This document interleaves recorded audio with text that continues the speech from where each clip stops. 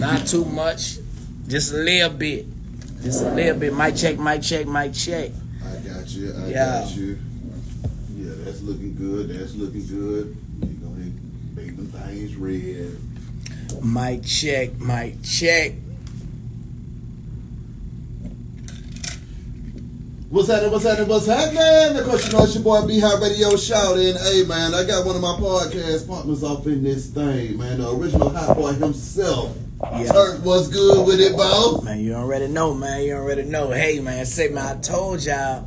Now we about to show y'all. You feel me? Ooh. And, man, hey, it don't get number real, man. This is not a drill. Come on now. Yeah. I mean, speaking of what's real, though, Turk, you know, we're going to go through some trending topics today, and something real that just recently happened was Boosie getting picked up by the feds. You know, he had just beat his state gun charge, left out the courthouse for the feds to come and pick him right up, man. When you saw that, what the hell was going through your mind? To be honest, I thought back on my situation, right? I had attempted murder on the police, and the state had charged me with possession of a firearm. Yeah. What happened was I went to court. They dropped the firearm charge, so now my bond lowered down, so I'm excited. Yeah. I'm about to bond out. I got a $150,000 bond. I'm about to bond out. Bam, I'm about to be on the street. I can fight the charge on the street. I'm happy. Yeah. They put it in the newspaper. If rapper posts bond, the feds gonna be there to pick him up. I don't know how fast the commercial appeal work, but they work like that. Yeah. So I can't bond out. If I bond out, I'm gonna waste my money. Yeah. So I believe them. If I bond out, they gonna pick me up. So when I saw the situation with Boosie, they picked him up after they dismissed his charge. I'm like, dang, these people got power. Yeah. You feel me? Because one minute you're happy, you go from smiling to frowning, and I can understand, and I know that's what he did. Like, oh, fucking right, Yeah. They dropped my, and then out of the blue, bam. It's like a element of surprise, and when the feds come, they serious, bro. Like it's like they not coming if they not serious. That's a different ball game. You know what I'm saying? So you know, Boosie got a fight on him, bro. Do you think he'll be able to beat that charge, man?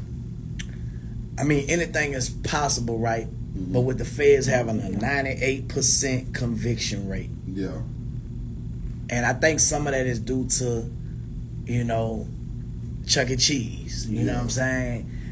But when they have evidence, and from allegedly, you know what I'm saying, what would have been shown and what is being plastered on social media, it's like red-handed. You know what I'm saying? And they saying that what they seen on live is what they put together when they made the stop. Yeah. It's hard to beat. Now, you got a thing that's called suppression hearing, right? Yeah. Frank's hearing, where you go and you try to, like, say, if they came to your house and they didn't knock and announce. Yeah. Fruits of a poisonous tree, illegal search and seizure, you know what I'm saying? Bam, you could beat that by law. Anything that they got from that situation is a fruit of a poisonous tree. You know what I'm saying? Is illegal by law. Even though you got me down bad, but you did it illegally. Fruits of poisonous tree, you got to throw that out. Yeah. Now, good lawyers can fight that and they can argue it. Yeah. But it's looking bad, bro. It's looking real bad. And I'm quite sure Boosie lawyered up, you know. But it just was to me, it was like a rookie move, bro. Like I feel like Boo a OG and he should know better. You know what I'm saying? Just being real, you know. Like pray for the best, man, and hope for the, you know, that it work out for him, bro. But them feds, man, like, they don't play. Well, I gotta ask you this question though, Turk, because in the same breath, as an artist your damn self, man, a man that done had to deal with a lot of fame. I mean, Boosie was recently shot as recent as the last couple years ago. what is he supposed to do to protect himself in those cases, man? Or how the hell do you move to make sure that you still secure? I know some folks are gonna say, well, how's security? But I done heard stories to where security done took off running on folks. Yeah, they did that. They did that with the Hot Boys several times. Are you serious? You know, that's why you gotta hire them Muslims. They got knives and all kind of shit. They ain't the Muslims. They gonna rock with you. You know, shout out to the Muslims. Yeah. But it's hard, bro, because it's like when you come from that environment. Some people got the mindset I'd rather be caught with it than without it. Yeah. You know, and when you bring in certain energy, you know what I'm saying? Sometimes it's like it's up there and it's stuck there. Yeah. Now when it comes to that parent, you have to just accept the lick for what it is. Yeah. You can't point no finger and say it's his fault, it's her fault. I accept my lick. Because a lot of people say I'd rather be caught with it than without it. Yeah. And then when that happened, they go to point finger saying, you the reason, you the reason, you the reason. You know what I'm saying? Yeah. So if you're going to live like that, you got to die like that. You know what I'm saying? If it come down to it, you know. So, however you living, you got to get it how you live. Yeah. With that being said, I mean, in the same breath, Casonova 2 times, he was recently stabbed in prison after renouncing his gang affiliation. And, you know, based off of the stories that I saw online, you know, they say his face was leaking all over the place from being hit with a razor. Then the person that did do it, he didn't look good at the end of his situation and ordeal either. What are your thoughts about that with Casonova being in there trying to figure out how to beat his case but still fighting for his life at the same time?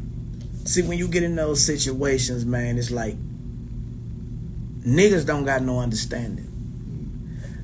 In your mind, man, I'm trying to go home. I'm gonna do what I gotta do to get this situation behind me.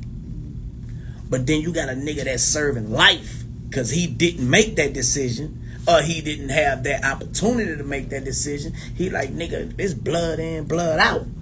You feel me? And that be some niggas' mindset, you know what I'm saying? So when you sign up for certain things, bro, certain things come with it, you know what I'm saying? So you can expect that nigga gonna be out of my head when I denounce that, and be prepared and on your survival kit.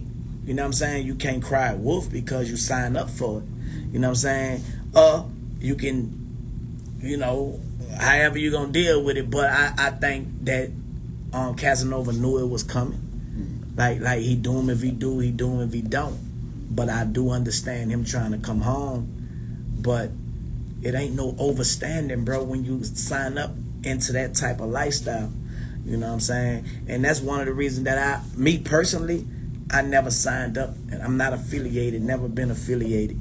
You know what I'm saying? Because I'm rebellious, bro. You feel me? And I would probably had all kind of pumpkin heads because I can't be under what somebody else might not understand the decision that I make for my family. Because it's like, this my family over here I'm thinking about, and this my homeboys who became family, you know, by what I'm a part of. Which one I'm gonna make a decision for? Ultimately, you're gonna go with your family. But you know, you didn't reap so many benefits from this to where it's loyalty, where your loyalty stands. So when you do that, it's like you selling us out. So now we got to demonstrate it's blood in, blood out. So you know what I'm saying? That's what come with it, dog. Like you got, like I say, you gotta accept it, bro. Like niggas can't cry wolf.